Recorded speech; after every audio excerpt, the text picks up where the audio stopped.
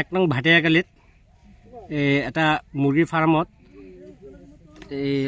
আকস্মিকভাৱে জুই লাগে। এই কথাখিনি আমাক পোনযোগে জনায়। তাৰপিছত আমি আমবাগান আৰক্ষীক জনাওঁ।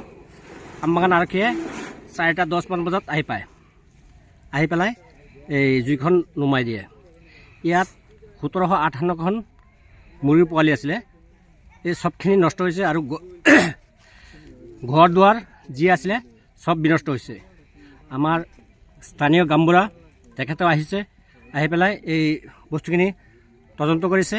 আমাৰ এতিয়া অনুৰোধ এইটোৱেই, আমাৰ গামবুঢ়া আৰু ফায়াৰ ব্ৰিগেড, আমবাগান আৰক্ষীয়ে যাতে নেকি এইটোত বিহিত ব্যৱস্থা কৰি এই মানুহজনক যাতে নেকি অতি শীঘ্ৰে মানে সহায় সহযোগিতা কৰে।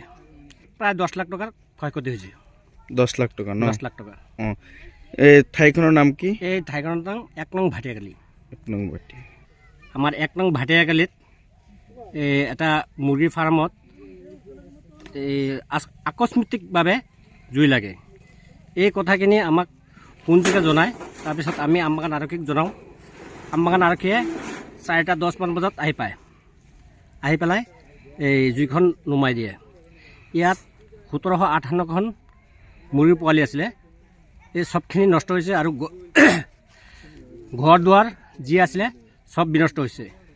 আমাৰ স্থানীয় গামবুঢ়া তেখেতেও আহিছে, আহি পেলাই এই বস্তুখিনি তদন্ত কৰিছে।